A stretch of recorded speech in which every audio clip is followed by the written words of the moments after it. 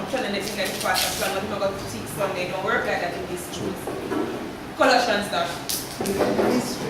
Even the mystery. Which has been hidden from ages. All these things, all these knowledge, it was hidden from us, from ages and from generations. But now it's made manifest. But now it is made known to you. To his sons. To his sons. To whom Yahweh made known. What is the riches? What is the riches of the glory of this mystery? And what is it? It is Yahshua the Messiah. Yahshua the Messiah in you. Only hope of and glory. Yahshua the Messiah is our only hope of glory. Whom we preach. And we are telling you, stay away from the Lord than Jesus Christ. It's false, it's wrong. We went to the Bible just now, prove to you how it's wrong. And we are telling you that the only way you can get something, the only way you can get eternal life is through the name of Yahshua the Messiah.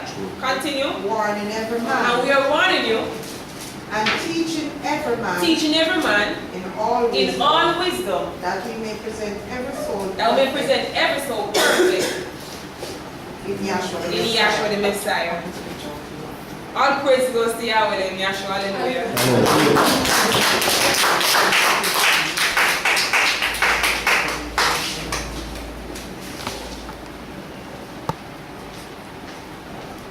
Good evening again, brethren. Our final speaker for this evening will be our visiting brethren, Nafthalee.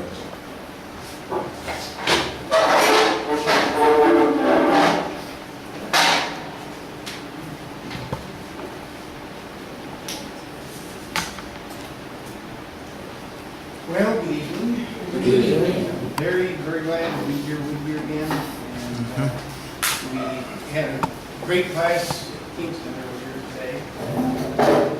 I suspect if you pay attention to that lecture, you now should be very, very certain that the name of the Savior is Yahshua the Messiah, and that's really important. So, and it is. Now, let me say this. The teaching that we are here, that has brought us here, that's inspired us, that in some cases has literally raised people from the dead. And I can testify that it has saved my life physically and spiritually. This teaching comes as a result of the Creator himself reaching out and manifesting himself through visions and revelations to people. And he has caused a number of them to record the things that he has shown to them in those visions. The Bible is, for the most part, a record of those visions that were given. You know, the first 5 books of the Bible, who wrote that? Moses. Genesis, Exodus, Leviticus, Numbers, Deuteronomy. Those things are primarily an account of what Moses saw and heard Yahweh Elohim, the Creator, show and tell him in the Scriptures, or that's recorded in the Scriptures. Now, Moses had a majority of this visionary experience when he's up here. You see Moses up here in this cloud on top of Mount Sinai in the year 1490 before the birth of Yahshua. And he is seeing Yahweh Elohim, the Creator, up here in a vision. And, you know, when Moses saw him, he did not understand him. And, you know, has anybody in here ever seen a vision? Okay?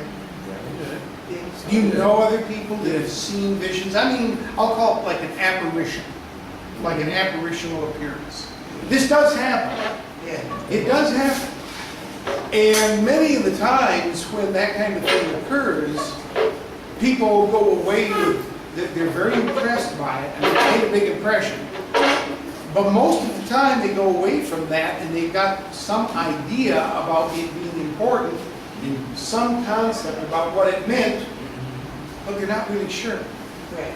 Now, that's the part about this vision of Revelation that was very different with Moses. Moses was absolutely certain of what that was all about because of one thing. The Creator taught him, showed him, told him, made it clear, gave Moses proof, witness, and evidence of what he was showing him there on that mountain. There was no need to just accept Moses' word that he saw something up there. He could prove it because the Creator showed it to him and gave him proof. And Moses was up here at Mount Sinai for 40 days and 40 nights on 2 separate occasions. Just as a note, Moses didn't have to sleep, eat, go to the bathroom, worry about the family, kids, anything like that. During any of that time, okay, his soul, his spirit was lifted out of the body, so to speak, freed from constraints of the physical. And he met with Yahweh Elohim in this intermediate state. Dr. Kinley, who received the same vision, not a different vision, the same vision in Revelation, in 1931, talked about the fact that when he received this vision in Revelation, he was transported right back here, and I'm talking about in his mind and spirit, to the same place where Moses was, and the soul of Moses and the soul of Dr. Kinley joined together and were witnesses of this greater soul, Yahweh Elohim, here in this vision in Revelation. And Dr. Kinley was able to prove it too. And I know, well, is there anybody here that met Dr. Kinley physically? I mean, okay, I didn't think so, but I did. I am not going to tell you I was somebody that was taught and tutored under Dr. Kinley. I met him, and I have one very strong, abiding memory of what he did with me, and it was very interesting the way he did it. Maybe I'll tell you a story another time about it. It's not, but it was something that was done for me, partially to make me aware of the fact that what Yahweh was doing with Dr. Kinley and what that teaching was that Dr. Kinley was imparting was from the Creator. This was not just something from some man, Dr. Kinley didn't have to say, I had a vision. He could prove it, and he did it. And he challenged people to do that. I mean, he literally challenged them. He said, I had a vision directly from the Creator. Now he says, you make me prove it to your satisfaction. And he did that. Many people. Okay?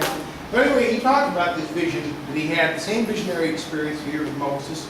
And he revealed the fact that not only was Moses the first Bible writer, the one who received that vision, but the last Bible writer, the Apostle John, which he had several scriptures that John wrote already read tonight. John received that same vision in Revelation on the Isle of Patmos in AD 96.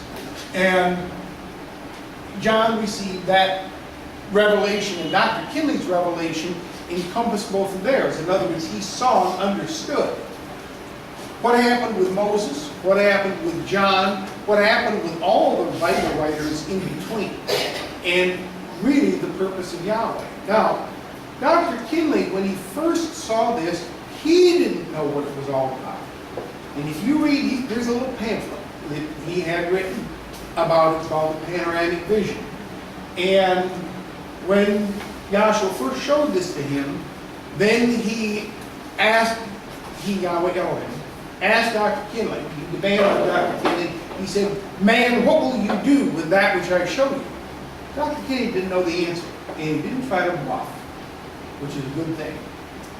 And he didn't know. So after he was inquired of the second time, and Yahweh Elohim knew he had to give him the answer, and he said, and I will show you. But first, he said, I'm going to show you, and then he went back and gave him a rerun and the revelation of those things. Okay? Now, here was kind of my point when I was trying to get to that. Okay? Oh, and I guess I'll complete that one thought. When he showed that to him the second time, he asked him, he said, man, what will you do with that which I have shown you? Do you know what his answer was? This time he was given the answer. That's right. He said, I will teach your people your will and your way, Yahshua. Now, Moses was brought up here in order to teach Yahweh's people back there. That's recorded in the Bible. Dr. Kinney would go back to Exodus 24. See this here, Exodus 24, 9, 10. He go back to Exodus 24 and this vision, the cloud, and so forth. He talked about that just almost every lecture that I remember reading about, hearing. And I guess let me have you get that for a moment. Exodus 24, yes, please. And 9. what I'd like for you to do, if you would please, start at the first verse. And I'm not going to begin to be able to get through as much information as the previous speaker did, but I'm going to try to make a little, one little point or two clear, so that I hope there's an appreciation of the things that we are a part of. And I hope this will carry you to be inspired, to really look into this thoroughly and be dedicated for it. Because if you do that, if you absolutely will not let up on learning about this, and if you do it just obediently, you're just going to have to come to class and be obedient, do what Yahshua said. If you do that, I guarantee he'll reward you. Because he's set that down as a way of rewarding, and he always rewards his sons for being obedient. Okay? And there's cursings and blessings. Blessings for obedience, cursings for disobedience. Pretty simple. Okay? But anyway, please start at Exodus 24, start at verse 1. 24 and 1. And he said unto Moses, Come up unto Yahweh, thou and Hiram, Nadab and Abihu, and 70 of the elders of Israel, and worship ye afar off. Okay, now, he, and I want you to think about that in a moment, then I'm going to pass over it. Maybe we'll come back to it. He said unto Moses. Dr. Kinney asked the question, who's he? Legitimate question. He said unto Moses, Come up unto Yahweh. He's talking about coming up here on Mount Sinai, on the top of the mount. Yahweh the Creator is up here in that burning inferno cloud and pillar of fire, and that angelic or incorporeal bodily appearance. He said unto Moses, Come up unto Yahweh, you, Moses, and Aaron, Nadab, and Abihu, and 70 of the elders of Israel. And worship ye afar off. Now worship you afar off. In other words, Yahweh Elohim is in the peak of the mountain. They're supposed to come up to a plateau, and then they have to leave the base of the mountain in order to do it. And the rest of the people are not even to touch the base of the mountain, but they're to be gathered around it. Okay? So come up unto Yahweh, you, Aaron, Nadab, Abihu, and 70 of the elders of Israel, and worship afar off from Yahweh Elohim up here. Go ahead.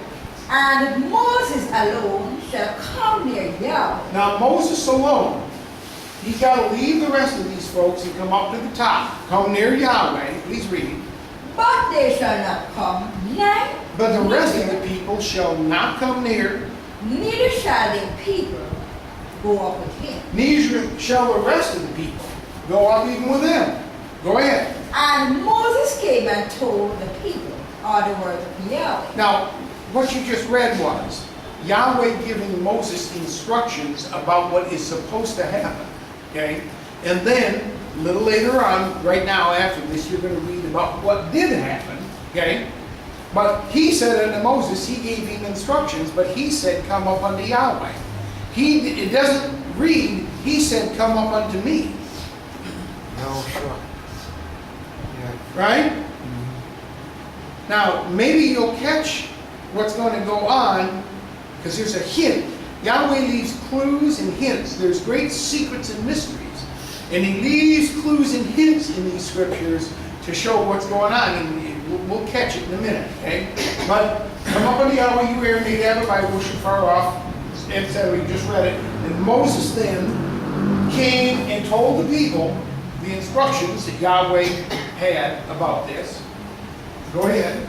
And all the people answered to advise and said, all the words which Yahweh had said will we do. Now, and I got to make it clear here, something else, okay?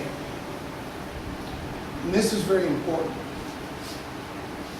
What Moses told the people was not just the part that you just read.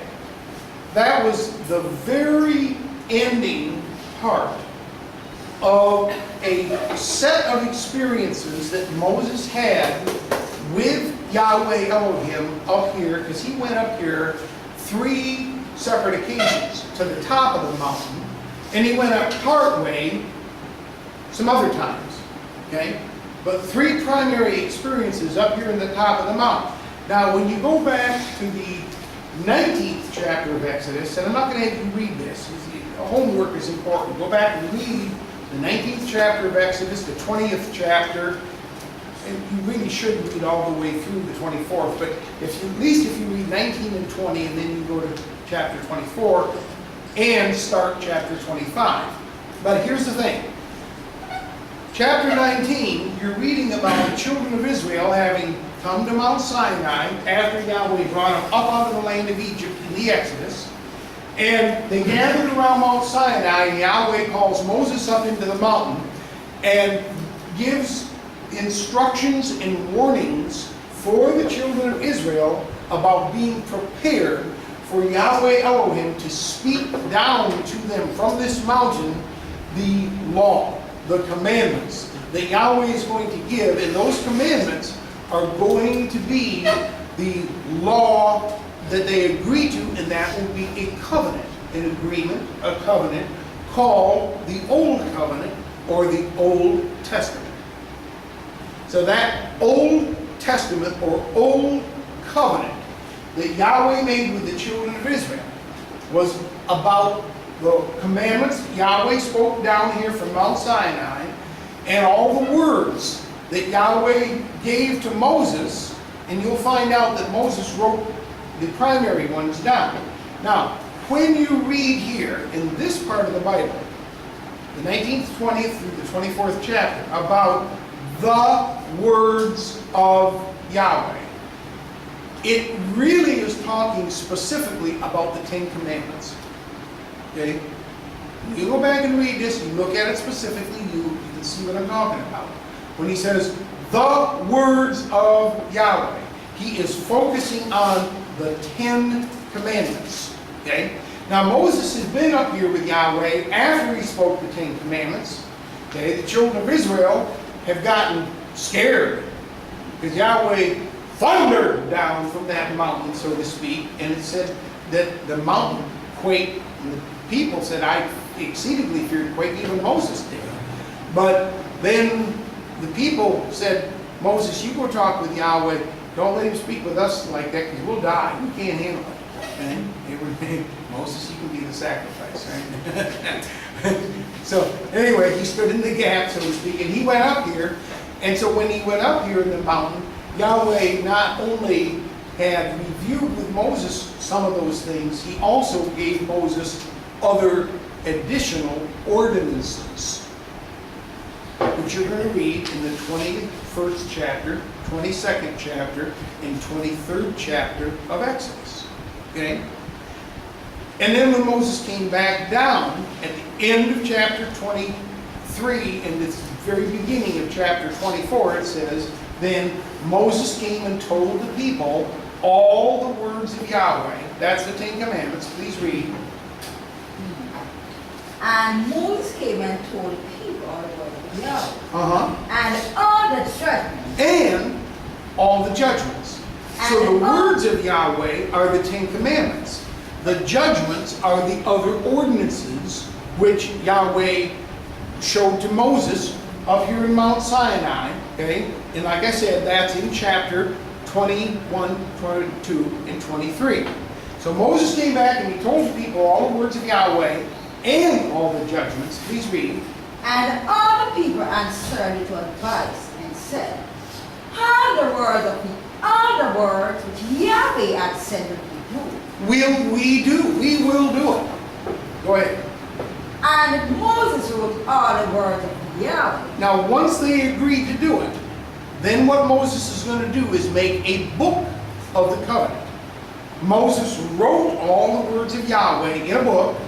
And rose up early in the morning. Right. And built an altar under the hill. Built an altar under this hill. Go ahead. And 12 pillars according to the 12 tribes of Israel. Right. And he sent young men of the children of Israel, which offered burnt offerings, and sacrificed his offering of them unto Yahweh, of oxen unto Yahweh. And Moses took the half of the blood of the blood. Okay, now, in order for this covenant to be agreed, it's kind of like signing the covenant in blood. Okay? There's got to be blood shed. Okay? And that was the way covenants were ratified. It was in blood. And sometimes people, even today, have similar kinds of rituals and procedures to show that they are committed to that covenant to the point of blood. Okay? But there had to be bloodshed in order for this covenant to come of effect. Which, by the way, this is nothing other than a foreshadowing of what would happen for the new covenant. Right. Or the New Testament. We spent a lot of time earlier today talking about the comparisons and the contrast between the Old Testament and the New Testament. And then here's one of the things that's similar. The Old Testament had to be ratified with blood. The New Testament had to be ratified with blood. But the Old Testament was ratified with the blood of these animals, right? The bulls and goats and so forth and so on. The New Testament was ratified with the blood of Yahshua. Now, the blood had to be the blood of an innocent. Now, the animals were not under sin.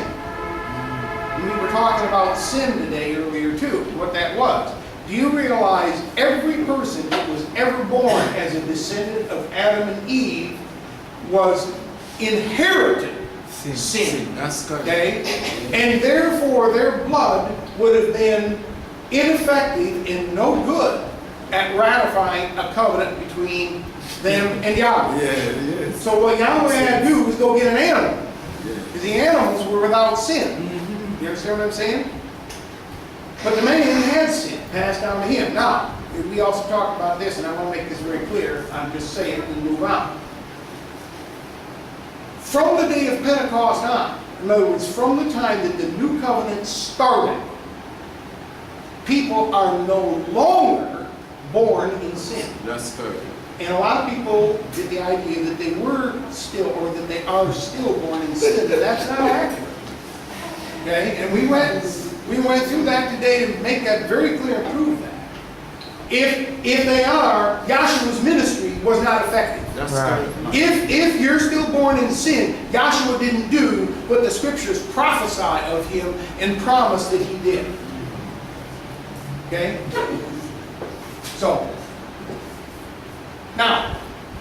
So they took these animals, killed them, took the blood, and here's what happened with the blood. Go ahead.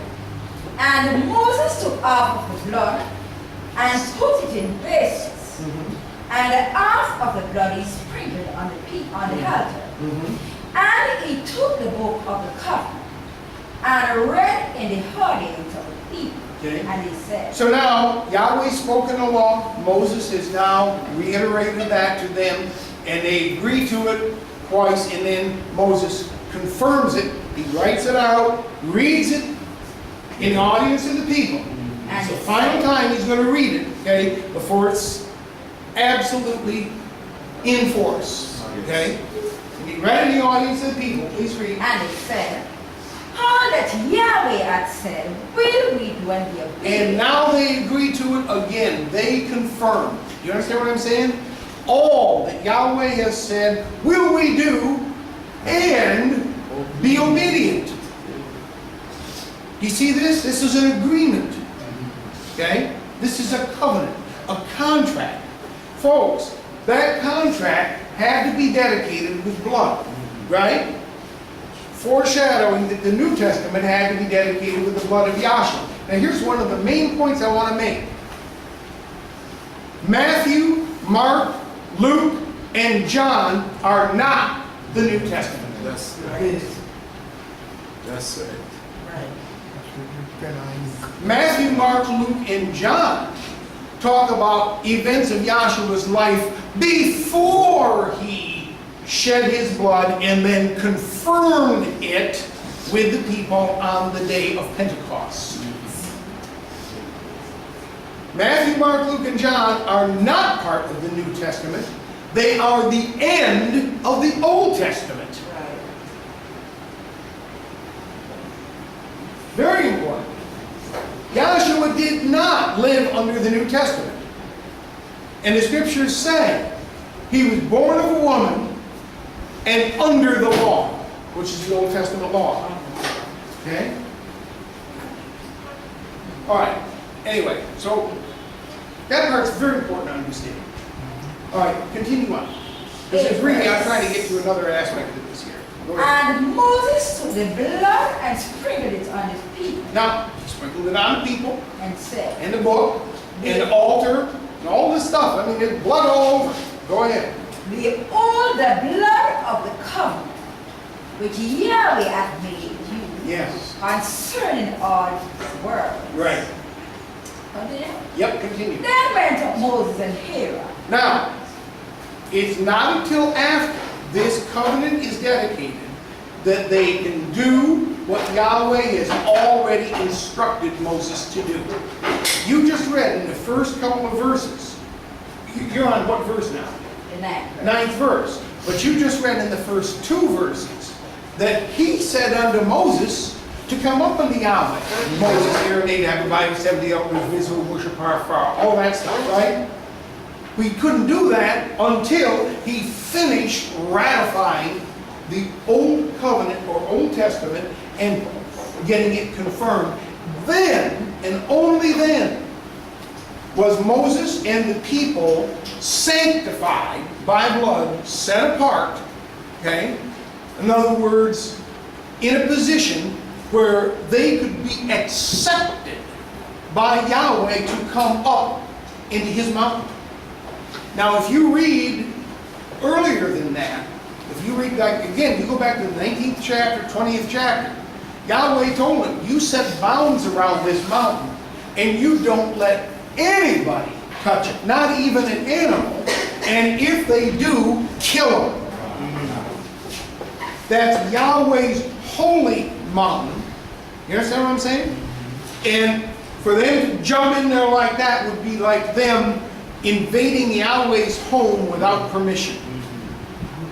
The big shotgun. Boom. You understand what I'm saying? No, it's now, okay. But now that they've gone through all this covenant, it's dedicated with blood, they're sanctified and they are allowed to come and approach Yahweh.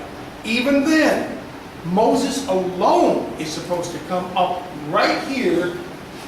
I'll call it person to person, or soul to soul, or spirit to spirit with the Creator. The rest of the people could see it in a vision, far off. But you know, these people see it. Remember I said earlier, I said a lot of people have seen visions and apparitions and are left wondering what it's really all about. In other words, they don't get an understanding or a revelation out of it. Even sometimes they think they do. Folks, that's more common than you think, and it happens in the Bible. Okay? And I'm going to show you that happened with 73 out of 74 of these people who went up here and saw him. 73 out of 74 of them saw the Elohim of Israel. They went through all this that you just talked about, the preparation you read about, all of this. 73 out of 74 of them go up here and see him, and they still don't get it. They don't understand him, and I'm going to show you how serious it is when you receive a vision, think you understand, and then act on that vision wrong. It means death. Okay? All right, anyway, continue, please.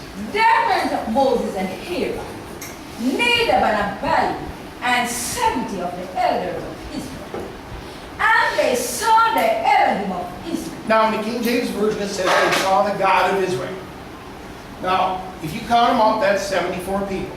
Moses, right? Aaron, Nadab, and Abihu, that's 4, and 70 of the elders of Israel. And it says they saw God. They saw the Elohim of Israel. They saw him. And Yes. and there was hunger at his feet. And by the way, and they went up there and they did eat and drink, even, it'll say, okay? Now, now you get a description, just a real brief description of the Elohim that they saw. But this is enough to show you that people can see and not understand. There was under his feet, As it were a paved work of a sapphire stone. obviously he had feet. Okay, go ahead. And as it were the body of heaven in its clearness. And as it were the body of heaven in its clearness. Now, let me pause on that for just a minute. Because this is something I did not understand for many years after being in this school. That is, do you know how many places in the Bible the word clearness is used? Like here, where it says they saw the body of heaven in its clearness. Do you know how many places in the Bible that word is used? All you gotta do is get a strong concordance. Once. This is it. This is it. And if you will look up the meaning of that word clearness in the Strong's Concordance, it does not mean like a sheet of glass that you can see Transparent. through. It means brilliance or brightness. This was a bright, shining, heavenly body. And that's confirmed by the fact that when Peter, James, and John saw part of the same vision, when they were called up onto Mount Tabor and Yahshua transfigured before them, you can read in the 17th chapter of Matthew, the 9th chapter of Luke, and the 9th chapter of Mark. And again, you go home and read these for yourself and sit down where you can think about what it says. But it talks about his face shining like the sun. And it says his raiment was as white as the light. In another place it talks about his raiment being so bright, so white, that no fuller on earth could brighten it. What do you mean? There's no launderer. Nobody that does laundry could make that clothing look as bright. Nobody on earth. It was clearly heavenly. So this was a heavenly body, and it was bright. And this was a heavenly body, and it was bright. Now, I just make this quick comment. We talked a little bit more about angels here earlier today, too, a little bit. Both angels that remained in heaven and those angels that were cast out of heaven. Angels' bodies receive their energy or life from the light of Yahshua. In him is life, and the life is the light of man. Now, when you read about angels that appear, sometimes they can cloak, but you'll find out there are times when they appear in brightness. Okay? And light flows through an angelic body or an incorporeal body like blood flows through a physical body. Okay? And this is the source of all life and light. Just like this sun in the sky, which is a type and shadow of this Son of Yahweh, this is the source of all life on this planet, physically. So this is what gives life and light, like to the green plants. The green plants absorb the sunlight, and they use the energy from that sunlight to do their life functions. They get their energy directly from the sun. Those green plants are like angels who get their light directly from the Son of Yahweh. Now then the green plants and the other plants form the foundational nutrients of all of the animals in the people. Do you understand what I'm saying? Yes. And so what happens is that they feed us. And under the Old Testament, what Yahweh did with all his angels, and the word angel means messenger, what he did was he sent his messengers, or his angels, to feed certain knowledge that he wanted men to have at certain places, at certain times, and they appeared in visions. You understand what I'm saying?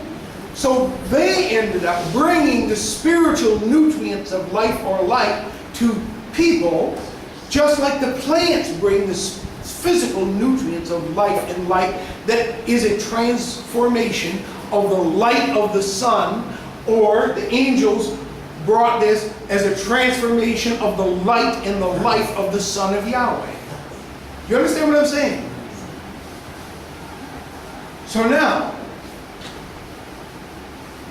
this body was the source of all life and all life that existed.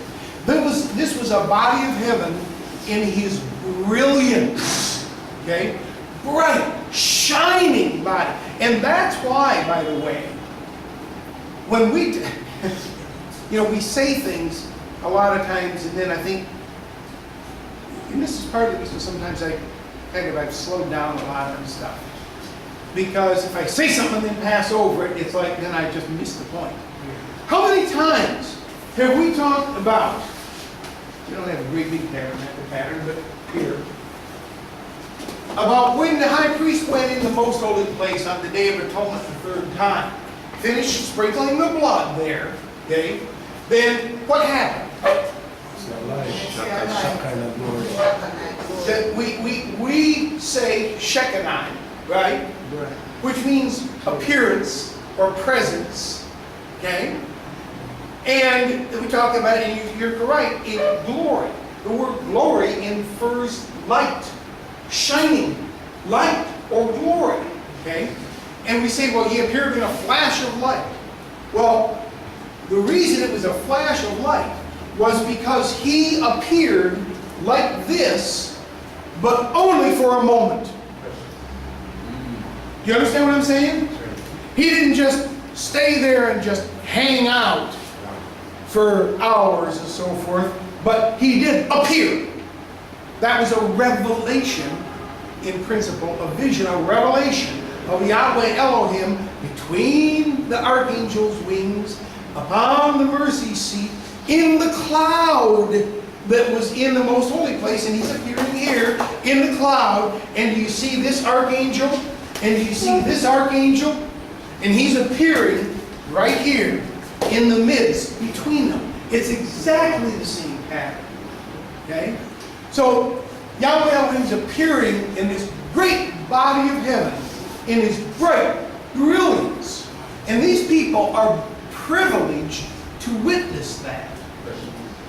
Okay? I mean, what a blessing. Okay? Now, here's the thing that happened. Moses goes right up in the mount. The other 73 people are supposed to stay here. Well, I want you to read it. Just continue reading. You can get it right out of the Bible. 11 verse. And upon the nobles of the children of Israel, he laid not his hand. Again, what does that mean? He's got hands. So he's got feet, body, hands. Okay? But it says he didn't lay his hands on these people, the nobles, the elders of the children. What does that mean?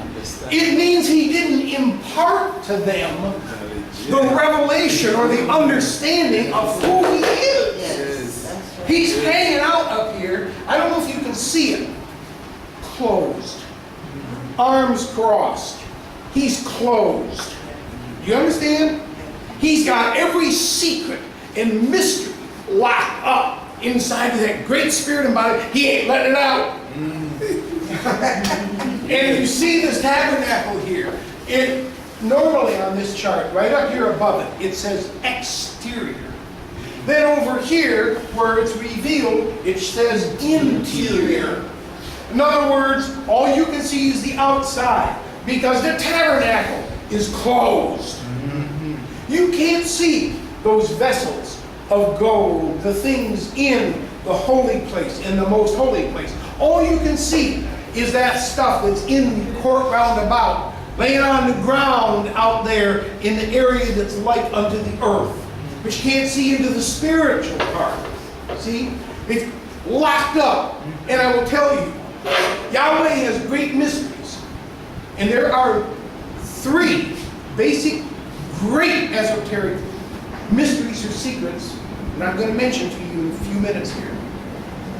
And folks, unless He reveals it to you, it's just like Him locking it up. And you know something? Somebody can come along and tell you about it, show you about it, make you read about it until they are blue in the face, and you won't get it any more than these people got it when they saw Him. Folks, this is so serious. You and I are experiencing on another plane exactly the same thing that happened back here. This is this going on now. That's what this teaching is about. So anyway, all right, continue on, you'll see where I'm talking about. And upon the nose of the children of Israel, He laid not His hand. Right. Also, they saw Elohim and eat and drink. They did see Elohim. And did eat and drink. And listen, they ate and drank with Him. All right? And that's spiritual. Dr. Kennedy said, they didn't pack a picnic lunch. He was feeding them spiritually. Just like we were talking about feeding angels with the light, they're feeding plants with light. Okay? So anyway, all right. And so you could call that soul food. Really? All right. So they ate and drank. Go ahead and read. And Yahweh said unto Moses, Come up to me into the mount and be there. Now, up until now, Moses has been here with the other 73. At this point, he says to Moses, Moses, you come up on top of the mount to me into the mount, and you be there. Please read. And I will give thee tables of stone. I want you to listen to these 3 things. He said, I will give you tables of stone and a law and commandments for what purpose, Moses? What? For what reason? Which I have written. Which Yahweh Elohim has written. I want you to notice something. They're already written. Before Moses goes up in that mountain, this tables of stone, right here, and the law and commandments have already been written. They were written when Yahweh spoke them a week earlier, which you read back there in Exodus, the 20th chapter, where it says, Yahweh spoke all these words, saying, I am Yahweh your Elohim, which brought you out of the land of Egypt, out of the house of bondage. Thou shalt have no other Elohim before me. Thou shalt make unto thee no graven image or any likeness of anything in heaven above, or in the earth beneath, or that is under the earth. And thou shalt not bow down thyself to them and worship them. You follow me? All I'm doing is that's the 10 Commandments, the 20th chapter Exodus. Okay?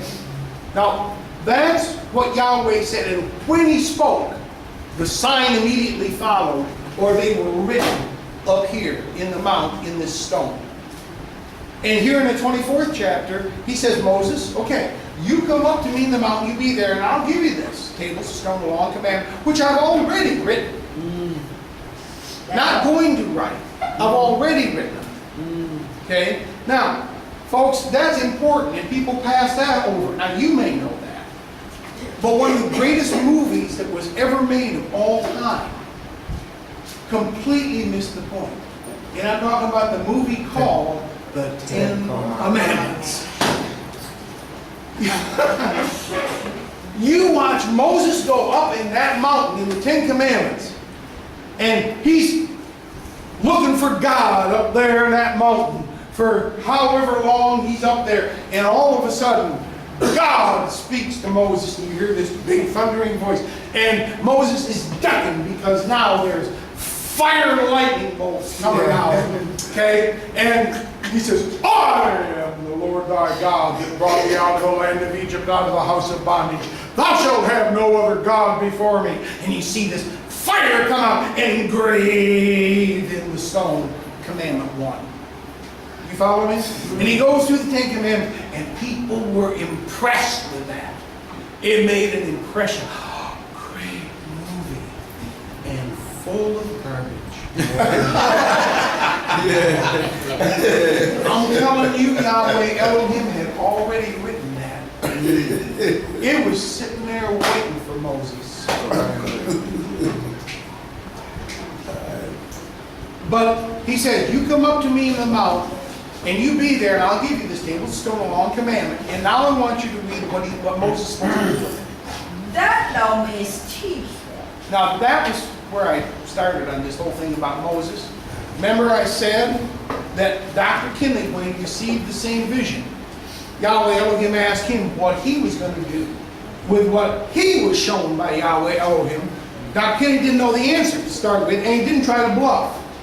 But then Yahweh Elohim shows him what the answer is, but he also gives him this explanation. He says, well, first I will show you the sun, the moon, the stars, all this, and so forth. And when he gets all through, taking him through all these things by this pattern, and that's the key, folks, by this pattern, then he understands the answer to it. And he demanded of Dr. Kinley, man, what will you do with that which I show you? Then he knew the answer. I will teach your people, your will, and your way, Yahshua. Why? It follows exactly the same format, the same pattern as it did with Moses when he was shown the vision in Revelation. Because he told Moses, I'll give you tablestone law and commandments. To do what with it? Teach. That you, Moses, may teach the people. Now, Yahshua the Messiah comes in. He fulfills all this. And he has 12 apostles. Okay? And there's things that go on with all of them that are in fulfillment. And when he gets those that remain faithful to him assembled together at the Mount of Olives, right at the time that Yahshua is going to ascend up out of their sight, he gives them a commandment or a commission. It's called the Great Commission, is the words that people put on it. Okay? And what he commands them to do is to teach all people, baptizing them in the name of the Father and of the Son and of the Holy Spirit, teaching them to observe all things whatsoever Yahshua commanded those apostles, and he promised, he said, lo, I am with you always, even unto the end of the world. But he reiterated it to those apostles that what they were to do with that which Yahshua gave them was to teach his people. You understand what I'm saying? And this goes all the way on through. It's a pattern. Now when John, the apostle, received this revelation, he's exiled out here on the Isle of Patmos. The devil has tried to shut him up. Same devil in different bodies that tried to do what she had read about earlier. He says, oh, well, we can't deny that this was a great miracle, but we don't want it to go any further. We don't want anybody to hear about this. We don't want nobody believing. So let us strictly threaten them that it go no further. You follow me? Well, John, he's been exiled out here, put on a prison island. All by, and folks, there was no internet. And John's cell phone had gotten lost in the water. That's a joke. But Yahweh made it so that that revelation that John had out there, all alone and by himself, got out somewhere. How it got out somehow, and it's recorded and it's in your Bible. Just like this vision that he gave to Moses up here. He had it recorded. And there's details about that that you can go into, okay? But this is Yahweh doing his purpose, teaching, okay? And that's what he had Dr. Kinley do. And that's what we're doing. Dr. Kinley wanted this great, stupendous teaching to go all around the world. Yahshua said that this gospel of the kingdom will be preached in all of the world for a witness unto all nations, and only after that could the end come. Anyway, okay. Now I'll try and get back onto two little points, and then but I don't know how much time is left. But here's the main thing. These 73 people saw Moses go up into this burning inferno of fire on top of that mountain. And folks, this was not some little rain cloud. This was a pillar of cloud by day. And I'm talking about thick, black, sooty smoke in the way it appeared. And again, go back to Exodus 19 and 20. Everything I'm telling you is written right back in there. And it was a pillar of fire by night. Okay? And Yahweh led him for 40 years that way. Okay? But Moses goes up into the midst of this, and when he goes up, he gives this instruction. In back in Exodus 24 still, I want you to read what he says to these people right before he goes up. There's two more little things here that we want to get at right from this verse. 24, you were at 9 and 10, and I think you were near 13. I read 12 from my church. Yeah. And Moses rose up and his ministry Yahushua. Now, then Moses, who's with Aaron and Nadab and 70 of the elders of Israel on the mount, remember nobody else is supposed to come up. Moses is there, and he rose up, going top of the mount,